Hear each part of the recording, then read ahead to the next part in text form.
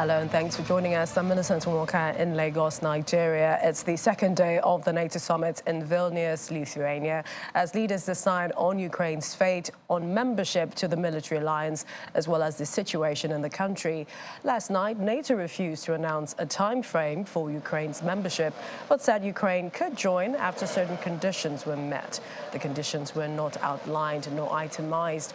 The Ukrainian president took a swipe at NATO, saying not announcing a time frame only gave Russia leverage in its invasion of the country. Ukraine has been pushing for rapid NATO membership while fighting a Russian invasion unleashed February 2022 that has killed tens of thousands and displaced millions. However, swallowing his disappointment over the lack of NATO membership timetable, the Ukrainian president today said results of the summit in Vilnius had been good overall. He also welcomed a flurry of announcements of new military aid from allies. He did press for more weapons, saying he would raise Ukraine's need for long-range weapons during the summit. Today, President Volodymyr Zelensky decried as absurd NATO's refusal to offer an invite or timetable. This was yesterday. For Ukraine's entry into the alliance. The United States, Britain and the global allies are prepared to unveil new security assurances for Ukraine designed to protect the country from future attacks while Kyiv strives towards membership of the alliance. In practice, this would come as bilateral agreements with Kyiv on long-term military and financial aid to keep Ukraine's army and economy running. The G7 is made up of the United States, Germany, Japan, France, Canada, Italy and Britain. Meanwhile, NATO's Secretary General Jens Stoltenberg says that despite ongoing talks on Ukraine's future membership status in the alliance, the most urgent task for Western allies at the moment remains supporting the country's war efforts against Russia. He made the comments while responding to questions at a press conference in Lithuania. Mr. Stoltenberg says Ukraine is now closer to NATO than ever before, and the biggest risk linked to the war in the country would be a military victory of Russian President Vladimir Putin. We must ensure that when this war ends, there are credible arrangements in place for Ukraine's security, so that history does not repeat itself. I therefore welcome that many allies will today commit to providing long-term security assistance to Ukraine. This will help deter any future aggression from Russia after this war ends. There is a full-fledged war going on in Europe, and there is no risk-free option for NATO allies either. But the biggest risk is if President Putin wins, because then the message is that when he uses military force, when he violates international law, when he invades a neighbor, then he gets what he wants. And that's exactly why it is so important for NATO allies to support Ukraine. And therefore we can never allow that Moscow starts to decide who can or who cannot be a member of NATO. Russia has been against every enlargement of NATO. It's for NATO allies and for Ukraine to decide when to become a member. Moscow doesn't have a veto on that. Well, the NATO chief and Ukrainian president did meet for talks on the sidelines of the summit earlier today. Not much was said about the meeting, save for what the NATO Secretary General said earlier, assuring Ukraine it will be able to join the military alliance at some point in the future. Well, President Volodymyr Zelensky also sat with the Canadian Prime Minister Justin Trudeau in Lithuania. On Monday, Mr. Trudeau promised to double NATO-mandated deployment in Latvia with up to 1,200 more troops to try to secure the vulnerable Baltic region against any Russian aggression. President Zelensky thanked Mr. Trudeau for his visit to Ukraine and for the support during the war. In the meantime, Russia has been watching closely developments out of Vilnius, and the Kremlin says security assurances that the West is considering for Ukraine will be a dangerous mistake that would impinge on Russia's own security and expose Europe to greater risks for many years ahead. Moscow says shoring up its own security in the face of what it casts as an ever-expanding NATO and a hostile militarized Ukraine was one of the main reasons why it launched what it called calls its special military operation in Ukraine. Kremlin spokesperson Dmitry Peskov says Russia hopes that politicians' voices will be heard and that wisdom will prevail. Otherwise, adopting decisions being discussed in Lithuania would make Europe more dangerous for many long years to come. Well, as leaders discuss in Vilnius, Ukraine's state border service today released a video it said showed a Russian tank getting hit by a Ukrainian drone in the southern city of Kherson. Video showed a tank driving along the bridge, stopping and then firing. After that, the tank is hit by what Ukraine said was an unmanned aerial vehicle. The tank is then seen reversing and driving away before it drives off the road and crashes against a pole. There you see the visual. The tank crew are then seen getting out and also escaping. After that, the caption accompanying the video released in a Telegram messaging app reads, "The border guards delivered another devastating strike." Russian forces were pushed out of Kherson city in November and have continued shelling it from positions they hold in the wider Kherson region. On Tuesday, Kherson Governor Alexander Prokudin said Kherson was being shelled by Russian troops based in an occupied part of the region. He said an unspecified humanitarian headquarters and 5 residential buildings had been hit and that 2 people had been wounded. And the Ukrainian soldier fighting to regain the eastern city of Bakhmut is grateful to countries of the North Atlantic Treaty Organization, Nato, for sending arms and ammunition, and that they needed more to win. The soldier, going by the call sign of Zaporizhzhia, spoke as Ukrainian President Volodymyr Zelensky was in Vilnius holding meetings with world leaders on the sidelines of the NATO summit in the Lithuanian capital. He said, "At the moment, we need them, NATO countries, to supply weapons. We don't need anything else. Money has no value for us." Stationed near the eastern city of Bakhmut, Zaporizhzhia's unit is firing D-20 howitzer at Russian troops. Earlier today, Ukraine reported some success in fighting near the Russian-occupied eastern city of Bakhmut as its troops press on what a counteroffensive against Moscow's forces. A spokesperson for the Armed Forces General Staff, Andriy Kovalyov, said Russian forces were putting up strong resistance, moving units and troops and deploying reserves as Ukraine presses on with the counteroffensive launched in May. He did not say how much ground Ukraine had gained in the latest combat. Russia captured Bakhmut in May after months of intense fighting that devastated the city, seen by Moscow as a stepping stone to further advances following its full-scale invasion February.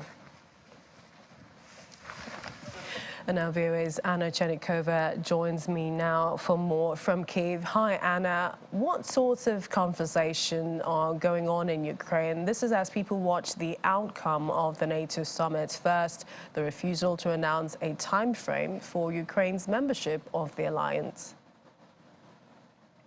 Good evening. Well, actually, I should say that people were kind of prepared that this, invitation is not coming. If we are analyzing the latest official statements and especially experts, not only Ukrainian but also international experts, and all this was, of course, discussed inside of the country. I think that some people, of course, had this expectation and hope. Would be, I guess, more correctly to put it this way, that actually certain kind of invitation might be applied, but most of people were kind of ready that no invitation is coming, and well, and this is quite a clear reason why. However, people are more concerned about what is the future route of Ukraine to NATO, and what exactly Ukraine has to do to actually get to the point of this invitation, and as a result to become a member, because Ukrainian society is supporting the support within the Ukrainian society of joining NATO is as high as it was never before. It's more than 80%. and according to the latest poll, and it was never as high as it is now. So Ukraine is discussing and waiting actually for more detailed, let's say, list of particular things what Ukraine has to do. What is positive that Ukraine has to go through the reforms, and this was stated very clearly, and within the society it's also perceived very positively, because society understands that reforms are needed, especially in certain sectors of Ukrainian life, and this is a good chance for Ukraine to actually fulfill these reforms faster, because well, Ukraine wants to get to the point of invitation and joining NATO faster. So this is related, and as President Zelensky said, security conditions should be appropriate, and Ukraine understands that in order for NATO to go further with Ukrainian membership. So this is also quite understandable inside the country. People realize that it's unprecedented that country at war would be joining NATO. So of course everyone kind of understands the reason why a country in war is not joining. So I think that it was not like, you know, a great surprise to this decision, but of course people expected certain good news, and it looks like this good news have at least, well, partly been covered in this summit, and of course more information will be coming for the society, for the open sources soon, and all details will be coming soon. More details, let's say, would be coming soon. So the discussion will definitely continue, and this is probably the main topic for this for the upcoming weeks and months. And, you know, Anna, as well, flowing from his comments before that particular meeting where he referred to as absurd NATO's stand, it almost seems like President Zelensky's presence at the summit has not achieved much. And that's what quite a number of people are saying. We understand that he is getting the promise of provision of arms. He's asking for a lot more, some types, and they're not giving him all the types as well. So, you know, would we generally say that Ukrainians feel that there have been some gains to this particular meeting for Ukraine in this war with Russia? Well, there are definitely gains because there is a decision for certain security. Well, the list of you know, security actions which would be taking for Ukraine by G7 countries. There were a number of top official meetings by President Zelensky, which also we don't know yet what exactly was discussed and what exactly is the result of this discussion. So we know some details. I don't think that we have the whole list of things that have been agreed and discussed. So it's not. I mean, it's really difficult to analyze if he's. Or to say if President Zelensky personal presence did not bring anything or did bring something. I think it was really historical for Ukraine. It was a historic moment when Ukrainian president actually was a part of this meeting for the first time.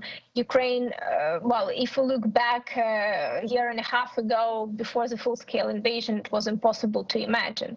So I don't think it would be correct to say that it was not important or it was not, you know, it had not significance. It had certain significance. Of course, of course, President Zelensky's latest statements were demonstrating that he wants more, decisions to be taken and decisions to be taken faster, and also, well, let's put it this way, maybe certain unprecedented decisions to be taken. But again, at the end, in his latest press conference, and also in his press conference with the allies, well, he agreed that certain conditions to be met, especially security conditions by Ukraine, and reforms conditions by Ukraine, in order to finally get to the stage of this invitation. Of course, invitation would have been like an extreme victory for President Zelensky and for Ukrainian society. But well, we have to also be realistic and look at this from the perspective of international law, of international security, and of the members of NATO states as well, because they also have their own countries and own societies, and they have to make sure that all this is under control and is safe, is defended. So it's understandable. But certain things have been agreed on, and also this Ukraine-NATO is basically this new stage of Ukraine-NATO relations that has been that has started today with this new body that was created. I think that in general for Ukraine it is a positive sign, and it is a step forward, which is important. And this is certain step forward that Ukrainian officials and Ukrainian society wanted. Maybe it's not as huge as everyone wanted here inside the country or hoped for, but well, we have what we have, and as Mrs. Stoltenberg said, well, this is the most we can get at this point. Probably this is something that also Ukraine well, has to work on for the next months, years, in order to get to make this step bigger, And perhaps that's also another fear, Anna, that, following NATO's decision, which essentially benefits Russia in this war, do we know at any point if this war will end? It only seems to extend the war, the invasion, as it stands. And then we heard the NATO chief saying that, in terms of peace, it's only when Ukraine is ready, that they will look at discussing with Russia only on Ukrainian terms. I don't think that any decision from this particular summit would lead for Ukraine to end war faster in terms of, I mean, if it's not ready. So it's no point. I mean, no one said that any decision of this summit would make Ukraine stop the war despite anything. Ukraine still, and everyone said this, all the allies, Mr. Stoltenberg in his speech as well, everyone mentioned that Ukraine has to take its time, and when it's ready, it's ready.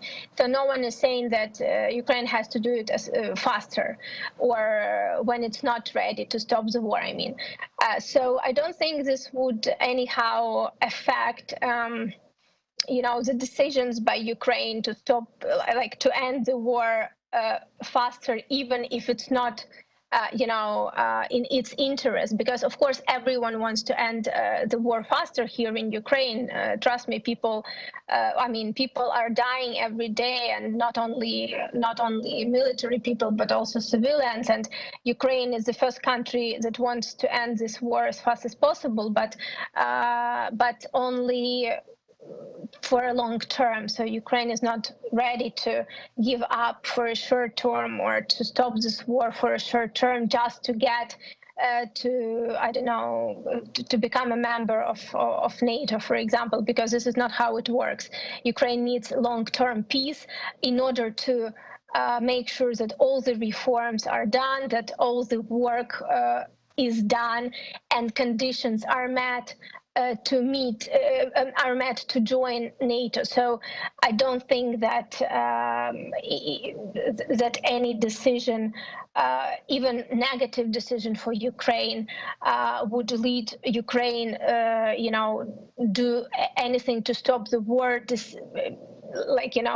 Despite good results on the battlefield. So results on the battlefield would remain the main priority, and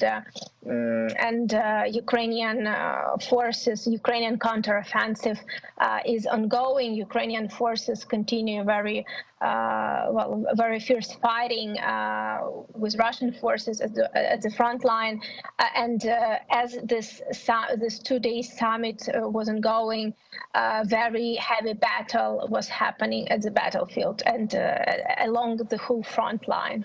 Yeah, we understand that there were about 15 or so drones that, Russia sort of sent over to Ukraine. We also understand fierce fighting ongoing in Bakhmut, and then Russians who are still in some occupied positions, the outskirts of Kherson city.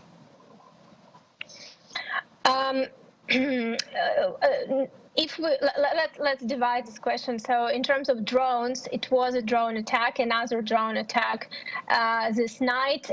Mostly central part of the country was under attack, and the city of Kyiv itself. 15 drones were used by Russian forces, 11 were destroyed by Ukrainian air defense, and according to information from the Air Force, Ukrainian Air Forces, no civilian targets were damaged or destroyed. Some damages are reported from uncivilian targets, and a couple of people were hospitalized as well, but mostly no huge damages were reported, at least according to official statements, and this is what we can confirm from what we have officially, what we have from the official sources. But if we talk about Bakhmut, you are absolutely correct. The fighting is very tough there in that area and around the city. We know from the latest confirmations from Ukrainian Ministry of Defense that Ukrainian forces managed to take control of the fire point positions, and now the city of Bakhmut is under fire control by Ukrainian forces. This latest updates were coming during these past days, and for today, no more updates are coming yet in terms of any advance or any new positions taken by either Ukrainian and Russian forces. So we're waiting for some confirmed updates coming soon, maybe in the next couple of days. But definitely the fighting is very, very tough and intensive in that area. In terms of Kherson, Russian forces remain at certain positions on the left bank of the river of Dnipro. At least this is how it's divided. But of course, after the tragedy at Kakhovka Dam, the territory has slightly changed, so certain areas are now under the water. Some areas are from other side has no water anymore. So, but still, Russian forces still remain on that side of Kherson region. So, part of Kherson region remains under Russian control.